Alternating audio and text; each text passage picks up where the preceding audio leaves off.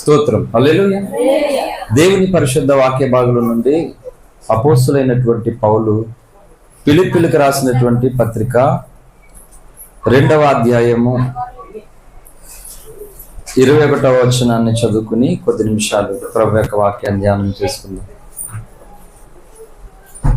అమ్మాయి మొత్తం కట్టిసింది, తగ్గించమన్నా. అందరూ తమ సొంత కార్యములనే చూసుకొని ఉన్నారు గాని యేసుక్రీస్తు కార్యములను చూడరు. ఈ పరిశుద్ధ వాక్య భాగం దేవుడు మన వెనుకడలో ఆశీర్వదించునుగాక. ఆమె చిన్న మాట ప్రార్థన చేసుకుందాం. అందరి తల ఉంచి ఏకీవించండి. స్తోత్రం నాయన, మహోన్నతుడగు తండ్రి, జీవాధిపతి యేసయ్య, మీ పరిశుద్ధ నామానికి వందనాలు అయ్యా. ఈ దినమందు మమ్మల్ని ఎంతో ప్రేమించి ఇగో నీ కృప చేత ఈ రీతిగా ప్రభా ఈ ఉపవాస ప్రార్థనకు మమ్మల్ని నడిపించినందుకే మీకు వందనాలు, స్తోత్రాలు చెల్లిస్తూ ఉన్నాను. ఈ సమయం మందు నీ బిడ్డలంతా ఆశతో నీ సన్నిధికి వచ్చారు. నిన్ను చూడాలని, నీ స్వరం వినాలని ఆశతో వచ్చారు ప్రభా. దాసుడు ఒట్టివాడే అలుపుడే తండ్రి. దాసుడు మాట్లాడడం వల్ల ఏ ఒక్కరికి ప్రయోజనం కాదు ప్రభా. కాబట్టి నీ దాసుని సిలువ చాటును మరుగుపరిచి నీ ఆత్మచేత అభిషేకించి నీ ప్రజలందరికీ మేలు కలుగునట్లుగా, అపవాదికి వాని శక్తులకి నాశనము కలుగునట్లుగా నీవే నాతో మాతో మాట్లాడి మహిమ పొందమని యేసయ్య నామమున ప్రార్థించి వేడుకొంచున్నాం తండ్రి. ఆమేన్. హల్లెలూయా. దేవుని పరిశుద్ధ నామానికి మహిమ కలుగును గాక. ఇక ఉపవాస ప్రార్థనకు ఆయా స్థలం నుండి వచ్చినటువంటి మీ అందరికీ ప్రభునామంలో ప్రత్యేకమైనటువంటి వందనాలు. నేను కూడా చాలా దూరం నుండి వచ్చాను. ఇంచుమించు 130 కిలోమీటర్లు తెల్లవారుజాముని ప్రయాణం చేసి స్థలానికి చాలా స్పీడ్గా వచ్చాను. నేను అందుకుంటాను అందుకోలేనా అనుకున్నాను. హల్లెలూయా. ఎందుకు అంత స్పీడ్తో ఆశతో వచ్చానంటే, నా కోసం నీ ప్రజలు రారు కానీ నీ కోసం వస్తారు ప్రభా. కాబట్టి వాళ్ళను తండ్రి నువ్వు తృప్తిపరిచి నీ వాక్కును వారికి అందించి వారి జీవితాల్లో ఉన్నటువంటి లోటులను, ఆటంకాలను తొలగించి నీ ఆశీర్వాదమును నీ ప్రజలకు అందించు తండ్రి అని బండి మీద నుండి స్పీడ్గా ప్రయాణం చేస్తూ, చెప్పాలంటే ఈరోజు నా జీవితంలోనే బండి స్పీడ్ అన్ని సంవత్సరాల కంటే ఎక్కువ స్పీడ్తో ప్రయాణం చేసి కాకినాడ నుండి అటు ప్రయాణం చేసి అటు నుంచి రావులపాలెం, అటు నుంచి మళ్ళీ ఇలా వచ్చాను. హల్లెలూయా. కాబట్టి ఎంత ఆశతో నేను వచ్చినప్పుడు మీరు ఎంత ఆశతో దేవుని యొక్క వాక్యం అంటే అప్పుడు ఫలిస్తుంది. దైవజనుడు ద్వారా దేవుడు మాట్లాడుతున్నటువంటి వాక్కుకు నీ హృదయం తెరవకపోతే నువ్వెన్ని ప్రసంగాలు విన్నా సరే నువ్వు దమ్ముడి ఉపయోగపడవు దేవుని కొరకు. అందుకే నీ భక్తి నేర్చుకోవాలన్నటువంటి ఒక కసి ఉండాలి. ఏదో భక్తి నేర్చుకుందాం కాదు, ఎంత తపన, ఎంత ఆరాటం ఉండాలంటే ఏంటి, పెద్ద హాస్పిటల్కి పేషెంట్ని తీసుకుని వెళ్ళిన వాళ్ళకి తెలుస్తుంది. పేషెంట్ అని అనలేదు నేను, పేషెంట్ని కూడా వెళ్ళిన వాళ్ళకి తెలుస్తుంది. ఆ ఓపీ తీసుకోవడానికి ఓపిక అయిపోతుంది. ఆ తర్వాత డాక్టర్ ఎప్పుడు వస్తాడో తెలియదు. వచ్చిన డాక్టర్ ఒక్కొక్కరిని పిలుస్తూ ఉంటే మనం ఎప్పుడు పిలుస్తారా అని ఆశతోటి హాస్పిటల్ గేట్ తిరిగి బయటికి వచ్చే వరకు కూడా ఎంత ఇబ్బంది ఉంటుంది తెలుసా. నేను చెప్తున్నాను, దేవుని దగ్గరకు రావడానికి కానీ దేవుని వాక్యం వినడానికి కానీ నీకు అటువంటి ఆ ఆసక్తి, దాహం లేకపోతే నువ్వు ఎన్ని ప్రసంగాలు విన్నా అప్పటికప్పుడే, అంతే తప్ప అవి నిన్ను దేవుని కొరకు మన్నించడానికి, నువ్వు దేవుని కొరకు ఒక కార్యం తలపెట్టడానికి దమ్ముడి ఉపయోగపడవు. హల్లెలూయా. కనుక ఏం చెప్పాలో తెలీదు, ప్రార్థిస్తున్నాను. ఆల్రెడీ తెల్లజాము స్నానం చేసుకుని వెళ్ళాను నేను. మళ్ళీ అలసిపోయి చెమటతో వచ్చాను. తలస్నానం చేసుకోవడానికి మళ్ళీ నేను వెళ్ళి డ్రెస్ చేంజ్ చేసుకుని తలస్నానం చేసుకుని వచ్చాను. ఫ్రెష్గా ఉన్నాను ఇప్పుడు. హల్లెలూయా. కాబట్టి అంశాలు అడుగు పెడుతున్నాను శ్రద్ధగా. దేవుని యొక్క వాక్యాన్ని చిత్తగించండి. అందరూ తమ సొంత కార్యముల్ని చూసుకొనిచున్నారు కానీ యేసుక్రీస్తు కార్యములను చూడరు. ఈ ప్రసంగానికి టైటిల్ ఏంటి అంటే, ఇది తెలియక ఇప్పుడు వరకు కూడా ఇప్పుడు చెప్పాను. సాగర్ ఏమైనా అవుతుందంటే సరే బాబా అయిన తర్వాత చేస్తాను. దేవునికి ఎవరు కావాలి? హల్లెలూయా. పిచ్చోళ్ళు అనుకుంటున్నారు మనం అందరూ దేవునికి కావాలని అనుకుంటున్నారు. అందరూ దేవునికి అవసరం లేదు. దేవునికి ఎవరు కావాలి? కానీ దేవుడు అందరూ కావాలనుకుంటున్నాడు, కానీ అందరూ దేవునికి కనెక్ట్ అవ్వడం లేదు. అందుకనే అందరిలో కొందరిని దేవుడు తన కొరకు ఏర్పాటు చేసుకుంటూ ఉన్నాడు. హల్లెలూయా. మీకు ప్రతిదీ కూడా అందుకే నా ప్రసంగాలను బట్టి నా సేవను నన్ను పాడు చేయాలని వ్యక్తులు శక్తులు అనేక ప్రయత్నాలు చేశారు. ఒకటే, తండ్రి నేను చిన్నవాడిని, బలహీనుణ్ణి, ఏదో అంతంత మాత్రమే చదువుకున్న వాడిని, బైబుల్ జ్ఞానం నాకు లేదు, కాబట్టి నా జీవితమే పతనం అయిపోయింది, కానీ నా జీవితంలో నిన్ను మాత్రం నేను ఓడిపోనివ్వకూడదు ప్రభువా. నేను ఓడిపోయినా పర్వాలేదు, కానీ నా జీవితంలో నిన్ను మాత్రం వాటిని పాలు నేను చేయలేను. అటువంటి జీవితం నాకు వద్దు ప్రభు అని ప్రభుకి అప్పగించుకుని చేస్తున్నటువంటి సేవ ఇది. ప్రాణము నాది కాదు మాట, నాది కాని ప్రాణముతో దేవుడు నన్ను బ్రతికించి నడిపిస్తూ ఉన్నాడు. అందుకని నా ప్రసంగాలు తప్పులు పట్టాలనుకున్న వారికి కొరకరాను కొయ్యిగా నా ప్రసంగాలను దేవుడు పెట్టాడు. ఎందుకంటే ప్రిపరేషన్ అయ్యింది కాదు కదా. నేను స్నానం చేసుకుంటే బండి మీద వస్తుంటే ప్రార్థన చేస్తే ఇప్పుడు రూమ్లో డ్రెస్ ఇస్త్రీ చేసుకున్నాను. ఇంటి టెన్షన్లో పెళ్లి కొడుకులే రెడీ అవ్వడం అంత అవసరం అంటే ఏంటి, ఇస్త్రీ చేసుకుంటూ ప్రభు టైం అయిపోయింది తండ్రి అని ప్రార్థన చేస్తుంటే ప్రభు చూపించాడు వాకింగ్, అది తీసుకుని వచ్చాను అంతే. హల్లెలూయా. కాబట్టి తప్పు పట్టాలంటే నన్ను పట్టడం కాదు, దేవుడినే పడుతున్నట్టు. కనుక నేను చెప్పాను ఏమని అంటే, అందరూ దేవుడికి కావాలి, కానీ అందరిలో కొందరినే దేవుడు ఏర్పాటు చేసుకుంటున్నాడు. అందుకనే దేవునికి ఎవరు కావాలి అని ఈ సందేశంతో నువ్వు దేవునికి కావలసినటువంటి ఆ వ్యక్తిగా ఉన్నావా, లేకపోతే దేవునికి అవసరం లేని వ్యక్తిగా ఉన్నావా, ఈ ప్రసంగం చూపెడితే అర్థంలా చూసుకోండి. 1 పేతురు పత్రిక 2వ అధ్యాయము 9వ వచనం. అయితే మీరు చీకటిలో నుండి ఆశ్చర్యకరమైన తన వెలుగులోనికి మిమ్మును పిలిచిన వాని గుణాతిశయములను ప్రచురము చేయు నిమిత్తము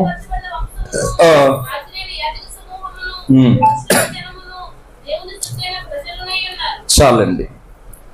అయితే మీరు చీకటిలో నుండి, అంటే చీకటిలో ఉంటున్నటువంటి ప్రజలను దేవుడు ఏం చేశాడంటే తన రక్తము చెందించి తన ప్రాణము పెట్టి తనకు సొత్తైనటువంటి జనముగా చేసుకున్నాడు దేవుడు. వింటున్నారా? హల్లెలూయా. కనుక ఇప్పుడు ఆయన రక్తం చెందించి ప్రాణం పెట్టి మనల్ని సొత్తైన ప్రజలుగా చేసుకున్నాడు. కానీ లోకంలో ఇంకా చాలా మంది దేవుని రక్తమునకు దూరంగా ఉండిపోయారు. అంటే లోకంలో ఉన్నటువంటి మనల్ని దేవుడు ఏర్పాటు చేసుకున్నాడు లేదా? చెప్పండి. ఏర్పాటు చేసుకున్నాడు. అంటే అందరిలో ఉన్నటువంటి మనము కొందరగా యేసు రక్తము చేత కడగబడి దేవుని కుటుంబం అనే సంఘంలో చేర్చబడ్డాం. హల్లెలూయా. ఇప్పుడు ఈ కొందరు, అంటే అందరిలో ఉన్నటువంటి కొందరు రక్తమును ఆశ్రయించి రక్షింపబడి దేవుని సంఘంలో చేర్చబడినటువంటి కొందరు మరలా కొంతమంది పక్కకి తప్పిపోతారు. అందుకే మన అందరికీ తెలిసిన ఉపమానం ఏంటి? 10 మంది కన్యకలు. 10 మంది కన్యకలో ఎంతమంది తప్పిపోయారు అమ్మా? రమ్యక్క చెప్పు. నేను తప్పిపోలేదు బాబా అన్నట్టు చూస్తుంది. హల్లెలూయా. 5 తప్పిపోయారు. 10 మంది వచ్చారు, 5 ఎందుకు తప్పిపోయారు అక్కడ? అంటే దేవుని ఏర్పాటు ప్రకారంగా వాళ్ళు ఫాలో అవ్వలేదు. అందుకే గింజుకుని, ఎందుకు నేను చెప్పేది ఈ ఆరాటం అంటే డబ్బుల కొరకు కాదు, నా ప్రసంగాలు, నా భక్తి, నా జీవితం. పౌలు అంటాడు కొలస్సీ 1:28 ఏంటి, మీరు అందుకే నన్ను శ్రద్ధగా మీరు ఫాలో అవ్వాలి. కొలస్సీ పత్రిక 1:28 ప్రతి మనిషిని క్రీస్తునందు సంపూర్ణునిగా చేసి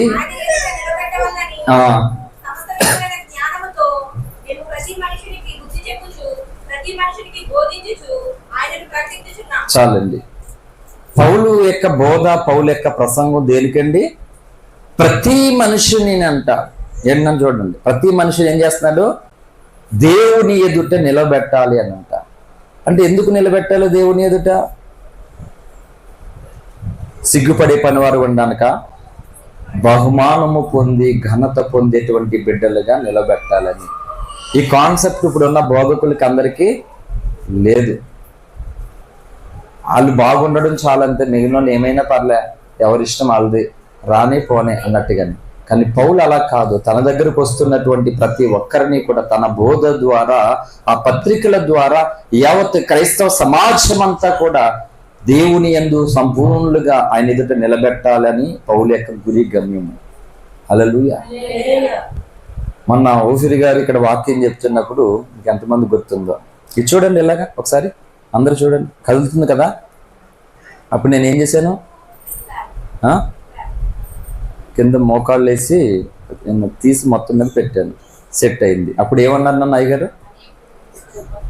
ఇలాగే నేను నువ్వు విశ్వాసాన్ని స్థిరపరిచాను. అదే గురితో వెళుతూ, అందుకే దైవజనుడితో కూడా దేవుడు పంపిస్తూ ఉన్నాడు. నాకు అదే శక్తి. ఏదో ఇక్కడ కంచాలు కుంభాలు తినేస్తే నాకు ఏవి పనికిరాదు, అది ఏదో తిన్నామన్న పేరుకి అంతే. కానీ ఆ గురి అది.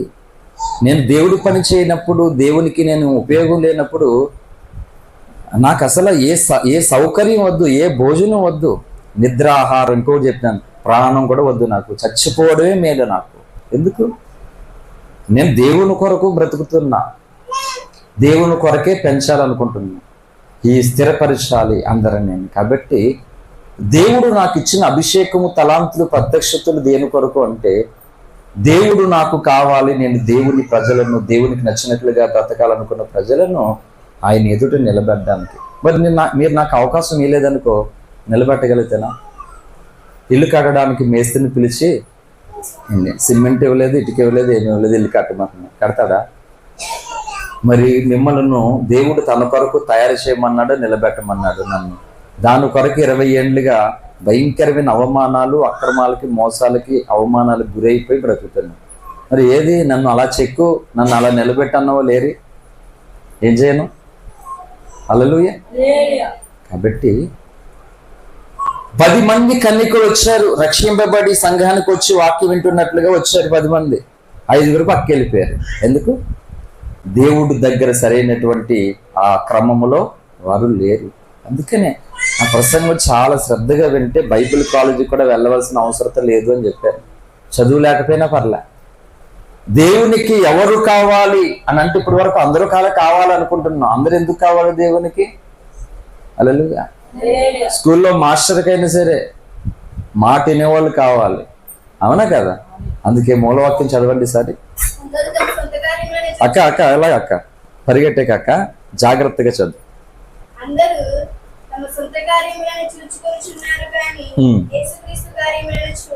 హల్లెలూయా. నువ్వు పరిగెట్టేసి నన్ను పరిగెట్టించే, ఆల్రెడీ పరిగెట్టే వచ్చాను ఇక్కడికి, మళ్ళీ అక్కడికి వెళ్ళిపోతాను పరిగెట్టిస్తే. అందరూ అన్నాడు దేవుడు, అది గుర్తుపెట్టుకోండి. అంటే భూమి మీద ఉన్నటువంటి అందరని కాదు. వింటున్నారా? అర్థమవుతుంది మీకు? భూమి మీద ఉన్న అందరూ కాదు, భూమి మీద ఉన్న అందరి కొరకు యేసు రక్తం చెందించాడు. గుర్తుపెట్టుకో చక్కగా. భూమి మీద ఉన్న అందరి కొరకు దేవుడు రక్తం చెందించి ప్రాణం పెట్టాడు. కానీ ఆయన మా కొరకు రక్తం చెందించలేదు, ఆయన మా కొరకు ప్రాణం పెట్టలేదు. యేసు మా కుల దేవుడు కాదు, మా మత దేవుడు కాదని అనేకులు యాక్సెప్ట్ చేయలేదు, ఆయనను పక్కకున్నారు. యేసును నమ్మినటువంటి వారు అలా కొద్దిమందిగా వచ్చారు. ఈ అందరినీ అంటే యేసు రక్తంలో కడగబడి బాప్తిజం పొందినటువంటి అందరినీ అంటున్నాడు దేవుడు. అందరూ ఏం చేస్తున్నారంట? తమ సొంత కార్యాలు చూసుకుంటున్నారట. అంటే చాలా అందరూ ఉన్నటువంటి అందరేమో రక్తమును ఆశ్రయించకుండా రక్షణకు దూరం అయ్యారు. రక్షింపబడినటువంటి అందరూ ఏం చేశారు? ఇప్పుడు తమ సొంత కార్యాలు చూసుకుంటూ ఉన్నారు, తమ కొరకే బ్రతుకుతూ ఉన్నారు, తమ పని చేసుకుంటూ ఉన్నారు. అందుకే కొరింథీ పత్రికలో నిజంగా ఎంత ప్రేమ దేవుడు చూపెడుతున్నాడంటే, ఒక వాక్యం చూపించాడు నాకు, ఇన్ని లేఖనాలు దేవుడు ఇప్పుడు నాకు దొరికేలా చేశాడు. యెహోవా ఈరే. హల్లెలూయా. 2వ కొరింథీ పత్రిక 5వ అధ్యాయము అందరికీ బాగా పరిచయమైనటువంటి, ఇది కొత్త బైబిల్ అంటిపోతుంది నాకు.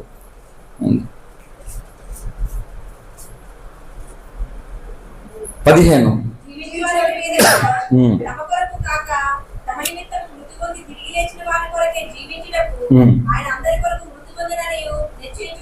చాలండి. జీవించే వారికి మీదట తమ కొరకు కాక తమ నిమిత్తము మృతి పొంది తిరిగి లేచిన వాని కొరకే జీవించుటకు ఆయన అందరి కొరకు మృతి పొందిన నిశ్చయించుకొని ఉన్నాం. హల్లెలూయా.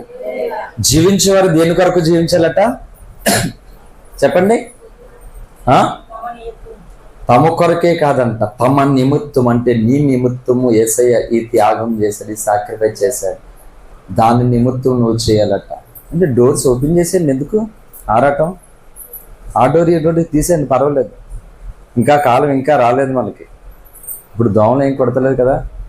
హల్లెలూయా. అందుకే మూలవాక్యం చెప్పింది, అందరూ తమ సొంత కార్యములే చూచుకుంటున్నారు కానీ ఇప్పుడు అది. అందుకని దేవునికి ఎవరు కావాలి అని అంటే దేవుని కార్యాల కొరకు బ్రతికేవారు కావాలని అర్థం. హల్లెలూయా. అర్థమవుతుందా మీకు? పాటలు పాడేవారు అవసరంలే, వాక్యాలు చెప్పేవాళ్ళు అవసరంలే, కానుకలు ఇచ్చేవాళ్ళు అవసరంలే, ప్రార్థనలు చేసేవాళ్ళు అవసరంలే.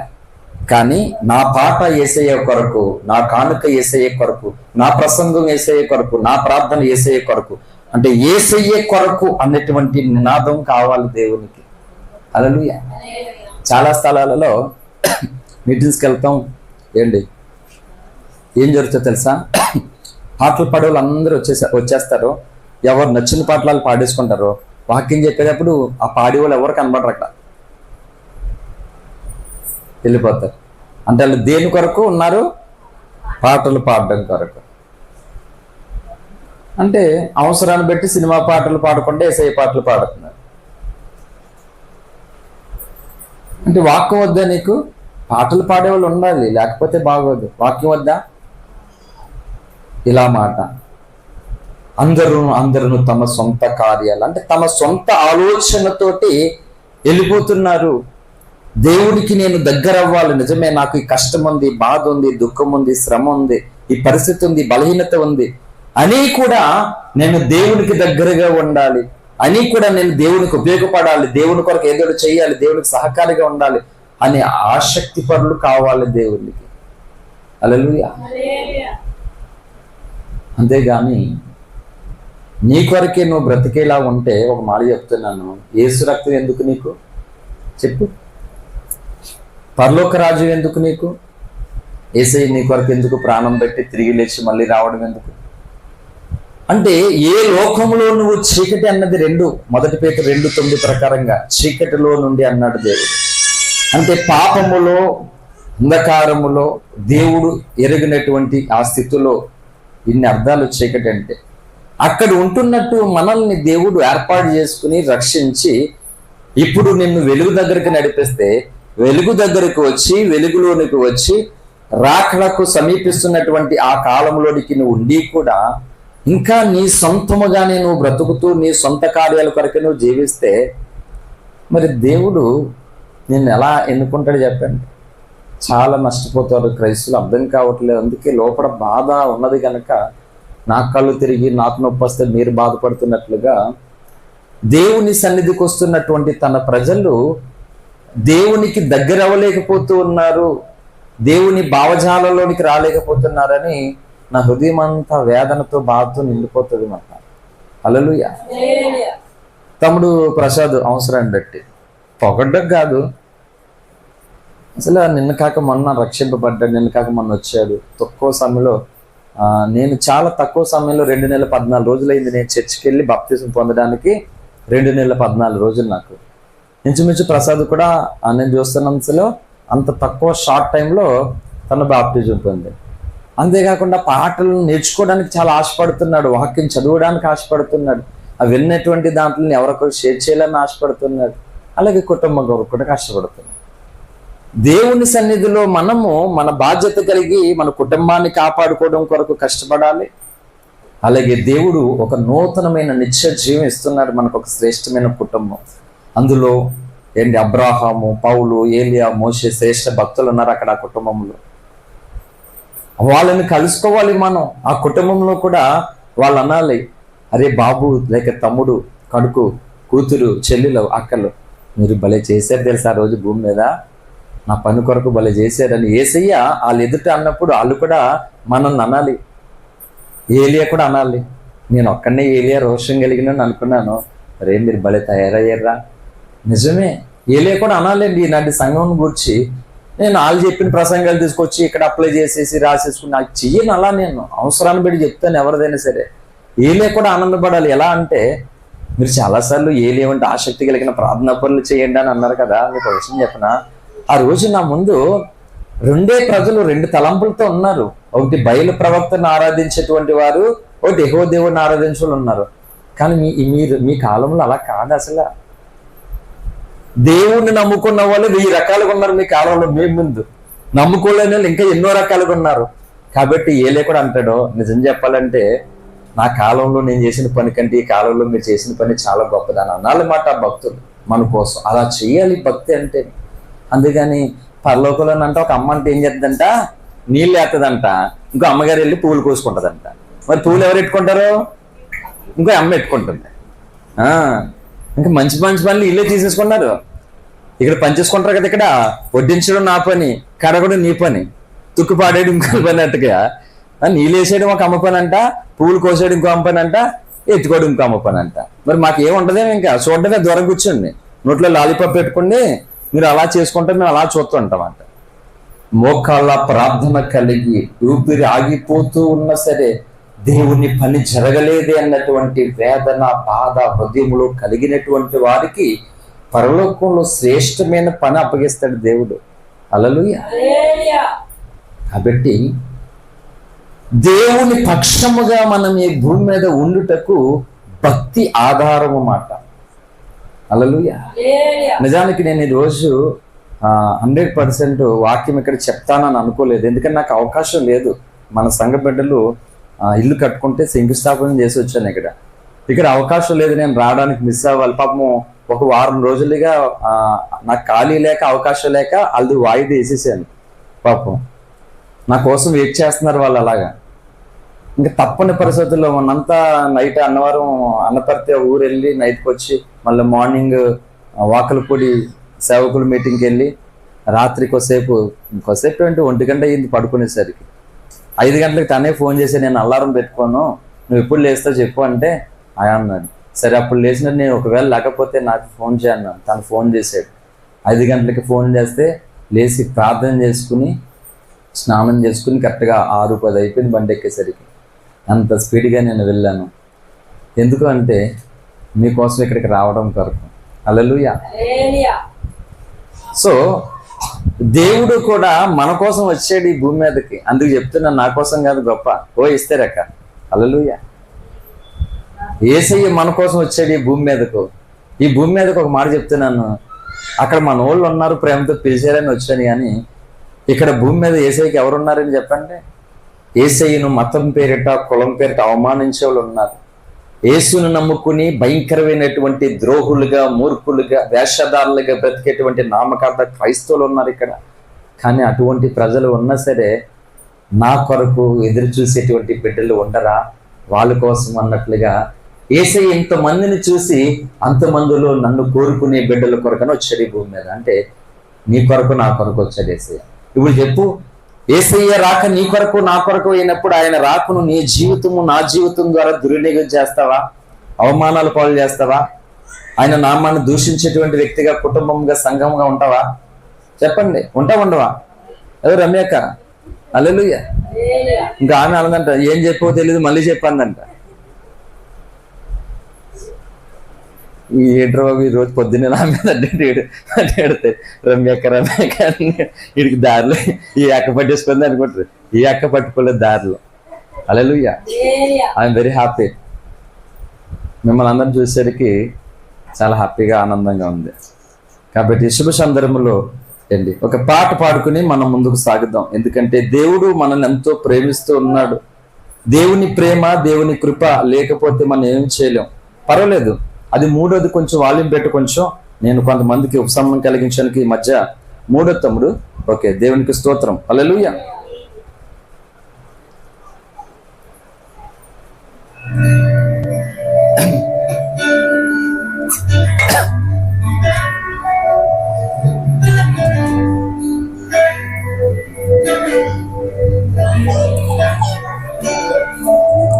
స్తోత్రం.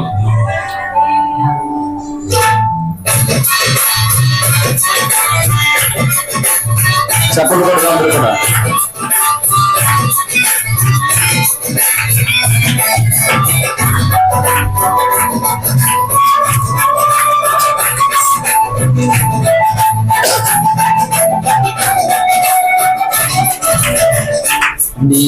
నా తోడు ఉన్నావయ్యా, నాకు భయమేలా నా యేసయ్యా. నీవు నాలోనే ఉన్నావయ్యా, నాకు దిగులేలా నా మెస్సయ్యా. నాకు భయమేలా, నాకు దిగులేలా, నాకు చింతేలా, నాకు భీతేలా, నీవు నా తోడు ఉన్నావయ్యా, నాకు భయమేలా నా యేసయ్యా.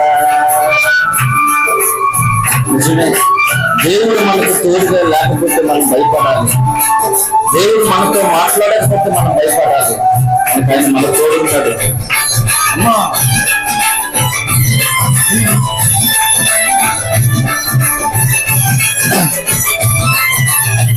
స్తోత్రం. అందరూ కూడా చప్పట్లు కొడతాం, హృదయాలు తెరిచి ప్రాణశరీరంతో మనసారా థాంక్యూ జీసస్.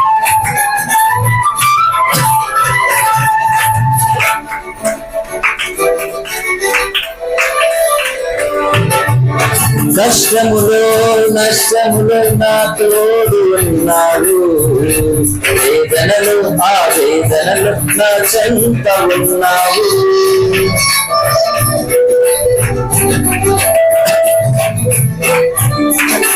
కష్టములో నష్టములు నా తోడు ఉన్నావు, వేదనలు ఆ వేదనలు నా చెంత ఉన్నావు. అడిగిన వారికి ఇచ్చేవాడవు, వెతికిన వారికి దొరికేవాడవు. అడిగిన వారికి ఇచ్చేవాడవు, వెతికిన వారికి దొరికేవాడు. తప్పిన వారికి తలుపులు తెరిచే దేవుడవు, తప్పిన వారికి తలుపులు తెరిచే దేవుడవు. దేవా దేవా నీకే స్తోత్రం, దేవా దేవా నీకే స్తోత్రం, దేవా దేవా నీకే స్తోత్రం, దేవా దేవా నీకే స్తోత్రం.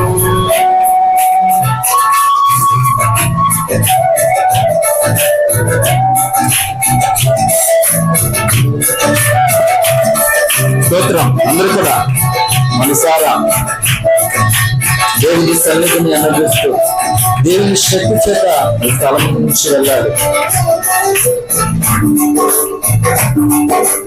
ఆయన ఎక్కడో లేడు, నీ పక్కనే ఉన్నాడని దేవుని స్తుతిస్తూ దేవుని ఆరాధిస్తూ ఆయన ఇష్టంగా పరచడానికి ప్రభుగా అర్పించుకుందాం. వ్యాధులలో బాధలలో ఊరటనిచ్చావు, రక్షణలో సంరక్షకుడై ధైర్యం పంచావు. వ్యాధులలో బాధలలో ఊరటనిచ్చావు, రక్షణలో సంరక్షకుడై ధైర్యం పంచావు. నేనే సత్యం అన్న దేవా, నేనే మార్గం అన్న దేవా,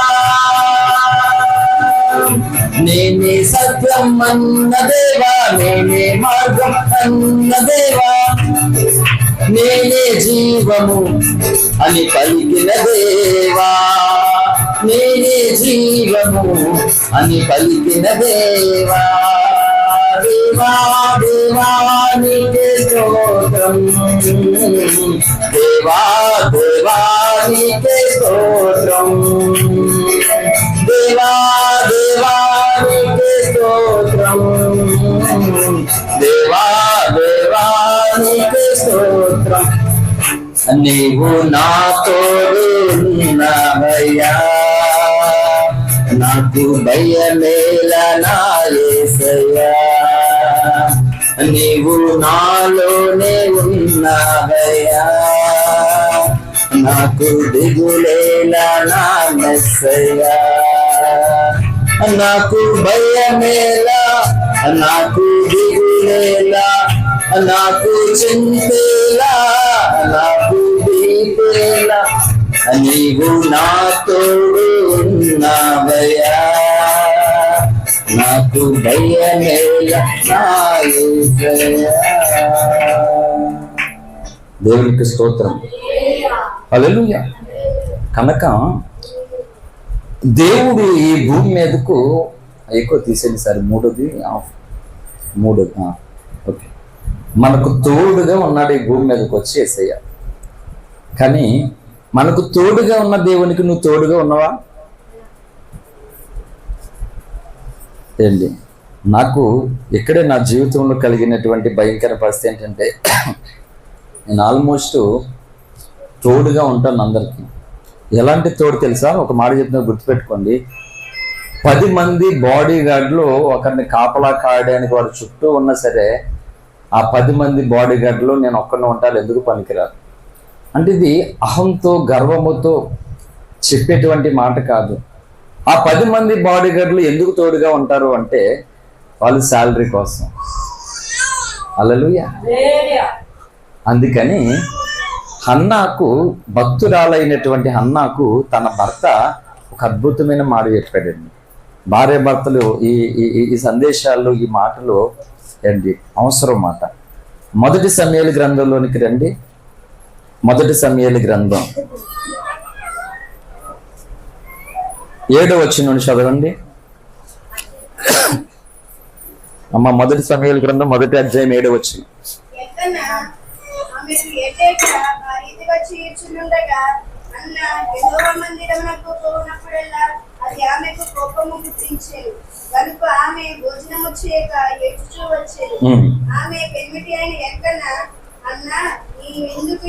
అన్నా నీవెందుకు ఏడ్చుచున్నావు?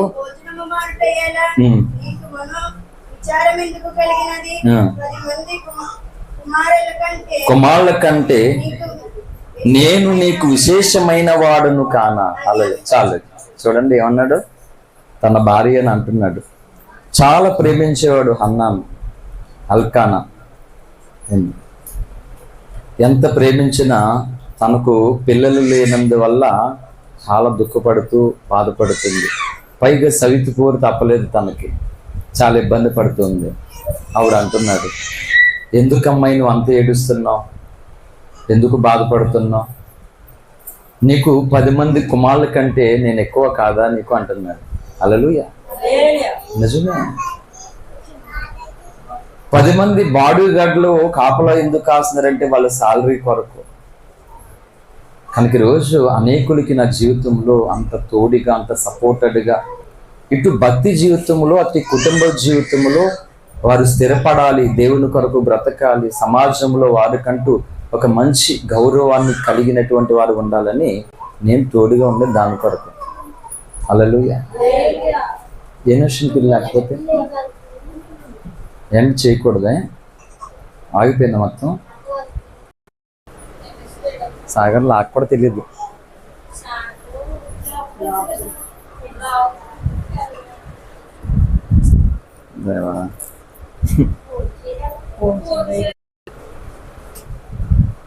సరే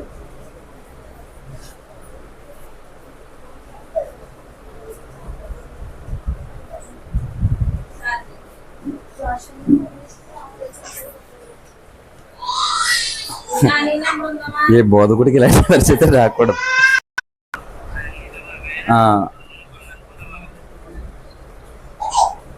లేదు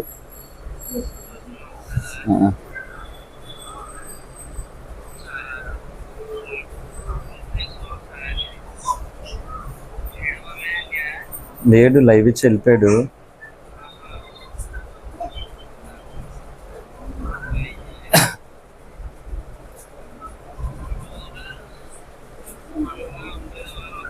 అవట్లేదు. ఏ వదినా అవట్లేదు అది.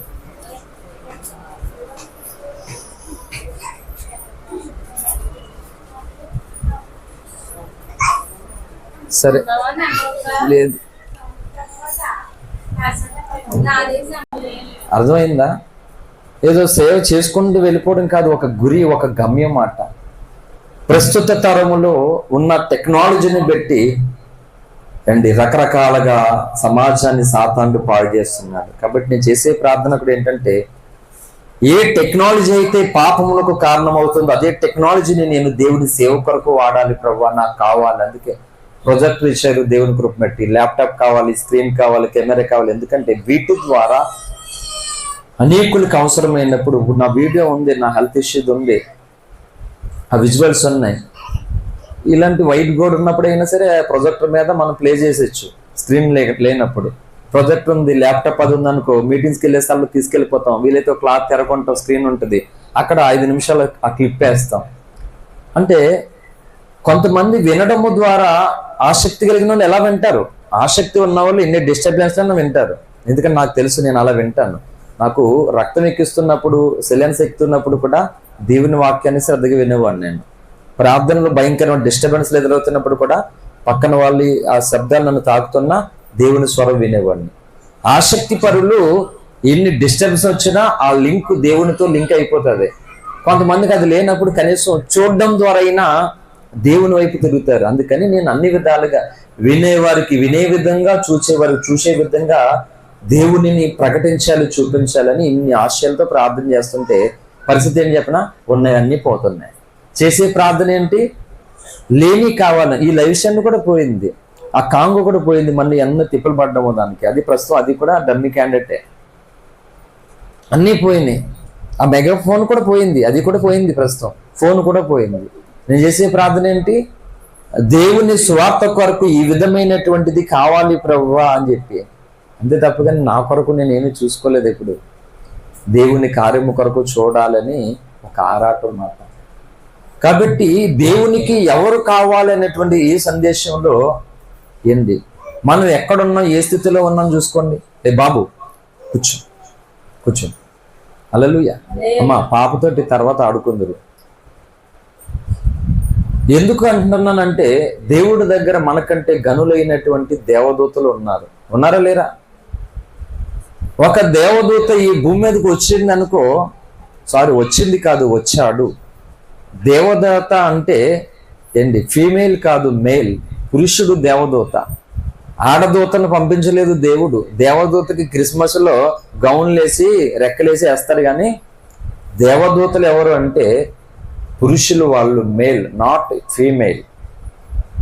ఒక దేవదూత వచ్చాడంటే ఈ భూమి మీదకి, ఈ భూమి మీద మనుషులు చచ్చిపోతారన్నమాట. అంత మహిమ ఉంటుంది వాళ్ళ దగ్గర. దానియేలే 21 రోజు ఏంటి, దానియేలు గ్రంథంలో ఒక ఉపవాసం ఉన్నాడు. వారము అనేటువంటి ఒక సందర్భాన్ని తెలుసుకోవడం కొరకు భక్తుడు కొన్ని ఆధ్యాత్మికమైనటువంటి మర్మాలు తెలుసుకోవడం కొరకు ప్రభు దగ్గర, అది యుగాంతంలో ఉంటాయి, ఆ సంగతి వద్దు. ఇప్పుడు ఉపవాసం ఉంటే 21 రోజు తర్వాత దేవదూత వచ్చాడు దానియేలు దగ్గరికి. అప్పుడు దానియేలు పరిస్థితి ఏమని తెలుసా? చచ్చిన వాడిగా అయిపోయాడు, సొమ్మసిల్లిపోయి చచ్చిపోయినట్టు. ప్రార్థనకి ఎంత తెలివిచ్చాడంటే సింహాల భూమిలోగానే వెళ్ళిపోయాడు, కానీ ప్రార్థన మానలేదు. అటువంటి ప్రార్థనాపరుడికి ఒక దేవదూత వస్తేనే ఆయన అంత చచ్చినటువంటి బలహీనుడు అయిపోయాడు. మరి మన దగ్గరికి దేవదూత వస్తే ఉంటామా? అందుకే మన దగ్గరికి ఎవరు వస్తున్నారు చెప్పండి? దెయ్యాలు వస్తున్నాయి. ఎవరు అమ్మ అక్క? ఎవరు వస్తున్నాయి? పాస్టర్ గారు నాకు కళ వచ్చిందండి రాత్రి అన్న. ఏంటక్క చెప్పాను? ఏం లేదండి, తెల్ల చీర కట్టుకుంటే తల ఎరబోసుకుని కళ వచ్చిందండి నాకు నా దగ్గరికి అండి. ఏంటి మళ్ళీ చెప్పాను, తెల్ల చీర కట్టుకుని తల ఎరబోసుకుని వచ్చింది నా దగ్గరికి అండి. అవునా, సరే. దాని అర్థం ఏంటంటే నువ్వేమో రంగురంగుల చీరలు కట్టుకుంటున్నావు, అదేమో తెల్ల చీరతోటే ఉంది, అన్ని చీరల్లో రంగుల చీరలు దానికి కూడా కావాలంట, ఇది చీరకు అర్థం. తల ఎరబోసుకుని వచ్చిందన్న కదా, నువ్వేమో రకరకాల జల్లు వేసుకుంటున్నావు, ప్రతి సినిమాలో ఏ హీరోని ఏది వదిలేస్తే అది వదిలేస్తున్నావు, నువ్వును రకరకాల పువ్వులు పెట్టుకుంటున్నావు, నువ్వు వేసుకున్న ఆ జడలో ఆ పువ్వులు కూడా దానికి కూడా కావాలంటే ఇదే అర్థం అన్నాను. పాస్టర్ గారు అన్న, మరి ఏంటి లేకపోతే నీ దగ్గరికి? హల్లెలూయా. ఇది మాట పరిస్థితి. కళలు వచ్చిన దెయ్యమును భూతమును అదే. హల్లెలూయా.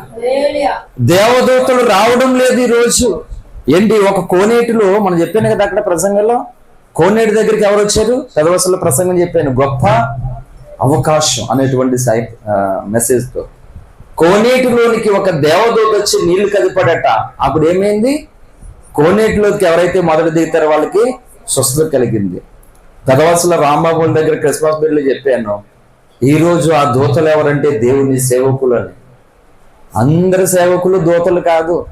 ఏ దూతలు అంటే గుళ్ళో లింగాలు మింగేసే దూతలు లేదు.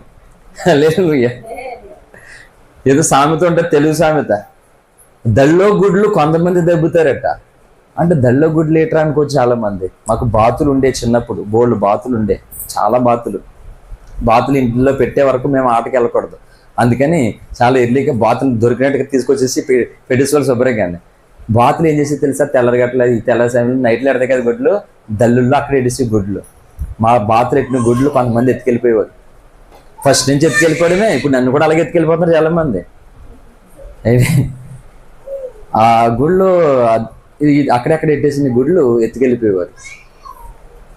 దల్లో గుడ్లు ఎత్తుకెళ్ళిపోయారు కొంతమంది అంట. కొంతమంది కొట్టు దగ్గర నుంచి పాపం కూర ఏమీ లేదు, మా ఆయన వచ్చేస్తాడని చెప్పేసి ఏ గుడ్డు కూర అర్థం చేసి గుడ్లు తెచ్చుకుని ఒళ్ళెట్టుకుందంట. అమ్మలక్కలు ఊసులాడుకుంటారు కదా, అమ్మలక్కలు ఊసులాడుకుంటే వచ్చినోడు ఎవడో తెలియదు, వచ్చినోడికి బువ్వ పెట్టాలని తెలియదు. అన్ని మర్చిపోయి అమ్మలక్కల ఊసులో పడిపోతారు. ఈలోగా ఏ పిల్లగాడో ఆ ఒళ్ళో గుడ్లు అటుకెళ్ళిపోయి మింగాడంట. అలాగ ఉంటదన్నమాట. అలలి అందరూ దూతలు కాదు. కొందరు దూతలు. ఏ దూతలు అంటే దోచుకుని తినేటువంటి దూతలు, సమాజాన్ని పిండించుకుని రక్తము తాగేటువంటి దూతలు. కానీ దేవుడు ఏర్పరచుకున్న దూతలు ఎవరు అని అంటే, నీకు పరలోకము నుండి ఒక శ్రేష్ఠ సంగతిని తీసుకుని వచ్చేటువంటి దూత. Is a man of God, is a servant of God. Hallelujah. అతడు దేవుని సేవకుడు మాట. ఈరోజు ఈ ఉన్నతమైన పదానికి అర్థం లేకుండా చేసి పడేశారు కొందరు. హల్లెలూయా. అందుకు దేవదూత ఒకడు వచ్చి కోనేటి నీళ్లను కదపగానే స్వస్థత కలిగిందంట. మరి అటువంటి దేవదూత దేవుని అభిషేకముతో, దేవుని శక్తితో, దేవుని స్వరముతో నీ పక్కనే ఉంటున్నప్పుడు, నీతో మాట్లాడుతున్నప్పుడు, నీకు అందుబాటులో ఉన్నప్పుడు నువ్వు ఎన్ని మేలులు పొందుకోకూడదు చెప్పు మాట. ఎన్ని మేలు పొందుకోకూడదు. అందుకే నా జీవితంలో మేలు పొందుకోవడం కొరకే నేను వాళ్ళకి మేలు పొందేసిన తర్వాత నన్ను పక్కన పెట్టేసేయడం. ఇది జరిగింది నా జీవిత కథ ఇంతవరకు నా జీవితంలో. హల్లెలూయా. ఒక్క మేలుకి ఎందుకు అంత ఆరాటం, ఇంకా బోళ్ళు ఉన్న పొందుకోవాల్సింది ఒకదానికి ఎందుకు అయ్యో అని నేను అనుకుంటాను అన్నమాట. కాబట్టి అందరినీ దేవుడు చూస్తూ ఉన్నాడు. ఎందుకంటే మరొకసారి చెప్పిన గుర్తుపెట్టుకోండి, కెరూబులు, సెరాఫులు, ప్రధానులు, అధికారులు, దేవదూతలు, మనము దేవుడు 7 కేటగిరీస్ మాట. దేవుడు మొదటి స్థానంలో, మనం లాస్ట్ స్థానంలో ఉంటే ఇంకా 5 కేటగిరీలో కెరూబులు, సెరాఫులు, ప్రధానులు, అధికారులు, దేవదూతలు ఉన్నారు. 6 రెక్కలు కలిగినటువంటి దూతలు ఏమంటున్నాయి దేవుడు అంటే, పరిశుద్ధుడు పరిశుద్ధుడు పరిశుద్ధుడు అని తమ కన్నులతో మహిమను చూడలేక కప్పుకొనొచ్చు 2 చేతులతో రెక్కలు ఎగురుతూ దేవుని 2 చేతులతో చప్పట్లు పడుతూ స్తుతిస్తున్నారంట. ఇంతమంది దూతలు దేవుని దగ్గర ఉంటుండగా దేవునికి ఎవరు కావాలి? నువ్వే కావాలి. ఎవరు ఆ నువ్వు అంటే, దేవుడు నా కొరకు ఇంత ప్రేమ చూపడం ఏంటి? మట్టి మనిషినైనా నేను నరకానికి వెళ్ళిపోతే నన్ను తప్పించడానికి దేవుడు చేసిన త్యాగం ఎంత గొప్పది ఏంటి? ఇది కదా ఎవరు చూపని ప్రేమ, ఇది కదా ఎవరు చేయని సాహసము, ఎవరు చేయని త్యాగం ఇది కదా అని ఆ గ్రహింపును ఎరిగి దాని కొరకు తమ జీవితాలను అప్పగించుకుని, దేవా ఈ రోజు నుండి నేను దీని కొరకు బ్రతుకుతాను, ఈ దర్శనము కొరకు బ్రతుకుతాను, ఈ శిలువ లోకమునకు మోక్షాన్ని ఇచ్చేదని ప్రకటించడం కొరకు బ్రతుకుతానని భక్తులు అనుకున్నారు మాట. హల్లెలూయా. అందులో దైవజనుడు ప్రవక్త ఏంటి, ఆయన గురి ఏంటి అంటే, భారతదేశంలో చాలా మంది పేదలు ఉన్నారు కాబట్టి నేను బాగా డబ్బు సంపాదించి మంచి ఫ్యాక్టరీ పెట్టి కొన్ని వేల మందికి భోజనం పెట్టి వాళ్ళకి ఉద్యోగాల అవకాశాలు ఇవ్వాలని ఆయన చదువుకుని ఏం చేశాడంటే ఏంటి, గల్ఫ్ కంట్రీకి వెళ్ళిపోయి అక్కడ బాగా డబ్బు సంపాదించి ఇండియా దేశం ఫ్యాక్టరీ పెట్టాలని పూనుకున్న దైవజనం. అమ్మ పడుకుంది. హల్లెలూయా. కొద్ది నిమిషాలు. అటువంటి సమయంలో దేవుడు తనకి నరక దర్శనం అనేది చూపించి ఎన్నో రోజులుగా కళ్ళు మూస్తే చాలు నరకం, ప్రార్థన చేసుకుంటే చాలు నరకం, తెల్లటి అంగి వేసుకుని ఈయన సంచరిస్తున్నాడట. ఎన్నో రోజులు అలాగా పిచ్చి పట్టిన వాళ్ళగా అయిపోయిన పరిస్థితి. అప్పుడు దేవుడు చెప్పాడట, కొన్ని రోజుల తర్వాత ఇలా నరక పాత్రలైతున్నటువంటి ప్రజలను నువ్వు రక్షించాలి, నా సేవ చేయాలి అంటే, అప్పుడు ఆయన సెంట్రల్ గవర్నమెంట్ ఉద్యోగాన్ని వదిలేసి ఎన్ని రోజు పేద కానుకల చేత ఒక ఉన్నతమైన పని చేస్తున్నాడు ఆయన. హల్లెలూయా. ఆయన చెప్పాడు, ఏంటి, ప్రభువు వల్ల ప్రతి ఆదివారం కాకుండా నెలకొకసారి మీరు తీసుకున్నట్లయితే మా బాండ్ మీద మీరు ఒక సంతకం చేస్తే రంజిత్ గారు 100 crores మీ అకౌంట్కి ట్రాన్స్ఫర్ చేస్తామని ఒక ఆఫర్ వచ్చింది అమెరికాలో. 100 కోట్లు అంటే మాటల. ఈరోజు గడ్డి తినేస్తున్నారు పాస్టర్లు, క్రైస్తవులు వేషధారులు అయిపోయి కక్కుర్తి పడిపోయి అమ్మేసుకుంటున్నారు వ్యక్తిత్వాల జీవితాల లాభాల కొరకు, స్వలాభము కొరకు, ఘనతల కొరకు. 100 కోట్లు అండి. ఎన్ని పనులు చేయకూడదు చెప్పండి. ఏదో రావడము కొరకు ఉన్న దైవ ప్రత్యక్షతను, దైవ నీతిని అమ్మేసుకున్నవాడు కాడు దూత భక్తుడును. హల్లెలూయా. అందుకనే సత్యమును అమ్మివేయక దానిని కొని ఉంచుకోమని చెప్పింది బైబిల్. అందుకే నీతితో కూడినది కొంచెమే శ్రేష్టం అంట. అంటే నీతి లేనిది చాలా ఉన్నా నీ దగ్గర, మన దగ్గరకు వస్తున్నా నీతితో కూడినది కావాలంట దేవునికి. అందుకే కానుకలు వేసినప్పుడు శిష్యులు అడిగారు, ఒక సమాజ కూటములో కానుకలు పెట్టిలో అందరు కానుకలు వేసినప్పుడు శిష్యులు అడిగారు, ప్రభువా ఎవరు ఎక్కువ కానుక వేశారు, ఇంతమంది వచ్చారు కదంటే వాళ్ళందరూ షాక్ అయ్యారు. యేసుప్రభు వారి ఆన్సర్ని ఏమని తెలుసా, ఈ భేద వివరాలని చెప్పాడు దేవుడు. వాళ్ళందరూ షాక్ అయ్యారు. ఏట్రా, నేను అనిపించింది బైబిల్ చదివినప్పుడు, ఏంటి ఏసైని అడిగిన క్వశ్చన్ ఏంటి అసలు, ఈ తిక్కలోళ్ళు ఎక్కడ తయారయ్యారు అసలు, ఇదేంటి క్వశ్చన్ ఏసైని ఇలా అడుగుతున్నారు ఏంటి అని అనుకున్నాను అనమాట. నేను తిక్కలోండి ఎందుకని. హల్లెలూయా. అంటే ఆ పాఠాలు మనకు నేర్పించడం కొరకు దేవుడు ఆ శిష్యులు అడిగిన ప్రతిదీ రాపించాడు. అందుకే చెప్తాం మేము, గొప్ప కోసం కాదు. అంటే అక్కడికి గొప్ప గొప్ప అధికారులు, ధనవంతులు, బలవంతులు కూడా వచ్చారు.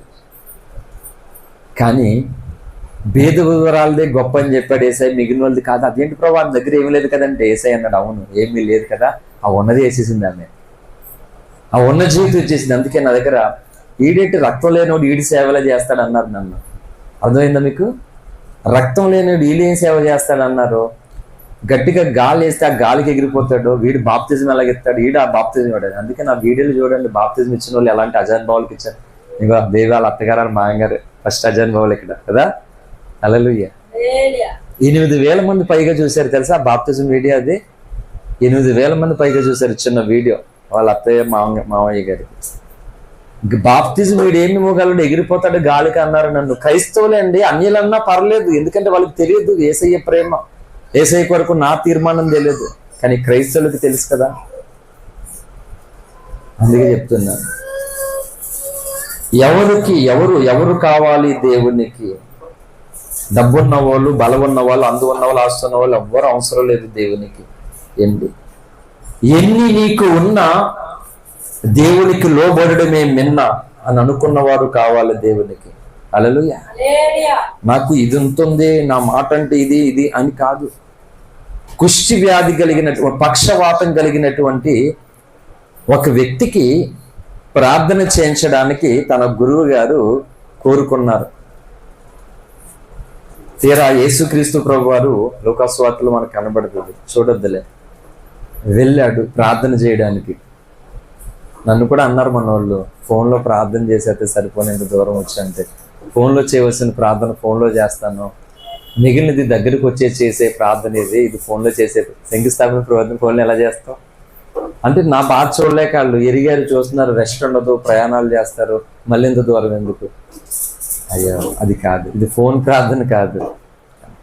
అలా యేసు ప్రభు వారు దగ్గరికి వెళ్ళి ప్రార్థన చేయడానికి వెళ్తే ఆ శతాధిపతి అన్నాడు, అయ్యా ఆయన 100 మందికి అధికారి మాట. ఆయన అంటాడు ఈ మాటలో, నేను ఒకరిని రమ్మంటే వచ్చును, ఒకరిని పొమ్మంటే పోను, నా దగ్గర ఎంతోమంది లోబడే వాళ్ళు నా దగ్గర ఉన్నారు, కానీ నువ్వు నా దగ్గరికి వచ్చడానికి నేను పాత్రని కాదన్నాడు.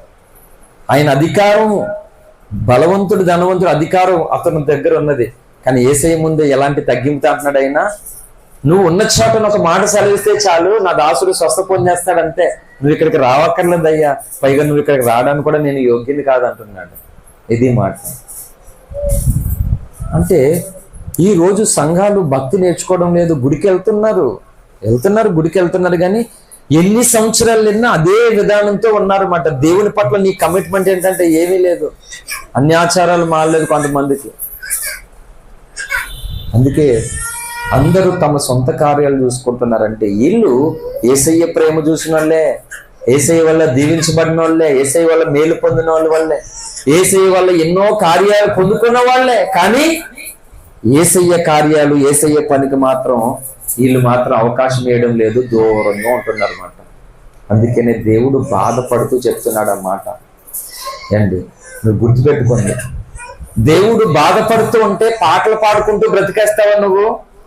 దేవుడు బాధపడుతూ ఉంటే వాక్యాలు చెప్పుకుంటూ బ్రతికేస్తావు నువ్వు? దేవుడు బాధపడితే సుఖంగా ఎంజాయ్ చేసుకుంటూ బ్రతికేస్తావా నువ్వు? దేవుడు బాధపడుతుంటే నీ సొంత ప్రయోజనము కొరకే, నీ సొంత లాభము కొరకే బ్రతికేస్తావా నువ్వని క్రైస్తవ సమాజాన్ని దేవుని ప్రతినిధిగా, ఒక దూతగా నాకున్న బాధ పెట్టి, భారాన్ని పెట్టి నేను అడుగుతున్నా. నేనైతే ఒప్పుకోలేను. నేను చావనైనా చేస్తాను కానీ యేసయ్య నువ్వు బాధపడుతుంటే నా వల్ల కాదు, నేను అటువంటి బ్రతుకు నేను బ్రతకలేను ప్రభువా. ఏ విధంగా అయినా నేను సంతోష పెట్టాలి ప్రభువా, నేను బలహీనుని, ఏ విధంగా నేను సంతోష పెట్టగలను నాకు చెప్పు అని ప్రభువుకు నన్ను నేను అప్పగించుకుని నా ప్రయాణం కొనసాగుతున్న, యాత్ర కొనసాగుతుంది. హల్లెలూయా. కాబట్టి ముగిస్తున్నాను. దేవుని సన్నిధికి వచ్చినటువంటి ప్రియ సోదరి సోదరుడా, చెప్పు. నమ్ముకున్న ప్రజలు ఎందరో ఉన్నారు, కానీ వారు దేవుని కొరకు కాక తమ కొరకే బ్రతుకుతున్నారు, తమ కొరకే ఆలోచిస్తున్నారు, తమ ఇష్టాల కొరకు, తమ సుఖాల కొరకే ఆలోచన కలిగి జీవిస్తున్నారు. కానీ నీ కొరకు ఇంత త్యాగం చేసి, ఇంత కృపిచ్చి, ఇంత రక్షణ ఇచ్చి రేపొద్దుట పరలోక రాజ్యానికి తీసుకువెళ్ళడానికి రాబోతున్నటువంటి యేసయ్య కొరకు నీ తీర్మానం ఏంటి? నీ సమర్పణ ఏంటి? చెప్పు. చాలా మంది అనుకుంటున్నారు, ఏం చెప్పినా సంఘం అవసరం లేదు, సేవకుడు అవసరం లేదు, 2-3 ధనవంతులు ఉంటే చాలు. కొంతమందికి సంఘ ప్రార్థన అవసరం లేదు, సేవకుడు ప్రార్థన అవసరం లేదు, 2-3 ధనవంతులు ఉంటే చాలు మఠాలకి. ఎంత దారుణమైన పరిస్థితి అండి. లేదు నేను ఒక మాట చెప్తున్నా, గుర్తుపెట్టుకోండి. క్రైస్తవులకి బంధువులలో, చుట్టాలలో, స్నేహితులలో, ఈవెన్ మనకి కూడా ఎన్ని కోట్లు ఎంత ధనం ఉన్నా ఒకవేళ అవసరమైతే బీదదైన సంఘ ప్రార్థనే మనకు ఆశీర్వాదం. హల్లెలూయా. ఇంతకంటే గొప్ప మాట ఇంకేమీ లేదు ప్రసంగానికి. బీదదైన సంఘ ప్రార్థన, సేవకుడి ప్రార్థన, నీ ప్రార్థన. నేను చెప్పాను ఆశీర్వాదం ఎలా వస్తుందంటే, మొదటి నీ ప్రార్థన ఖచ్చితంగా ఉండాలి.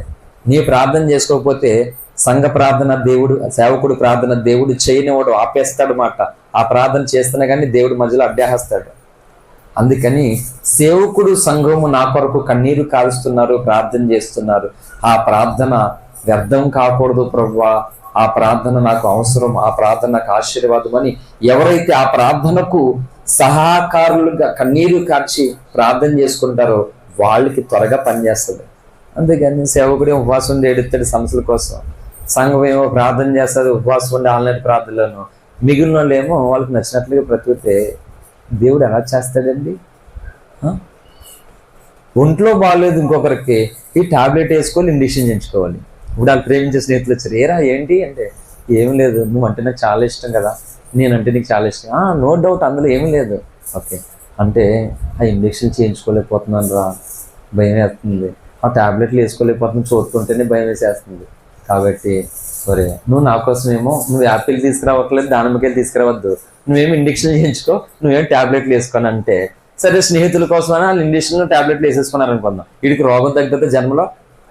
నేను అదే చెప్తున్నాను, క్రైస్తవ సమాజమా, సేవకుడు ప్రార్థన, సంఘ ప్రార్థనను నిర్లక్ష్యం చేస్తున్న ప్రతి ఒక్కరికి కూడా సేమ్ పరిస్థితి మాట. ఇది గుర్తుపెట్టుకోండి, మీ జీవితాల్లో ఇది పాటించండి. తెలియనటువంటి క్రైస్తవులకి ఈ ఫార్ములా, ఈ సంగతి చెప్పండి.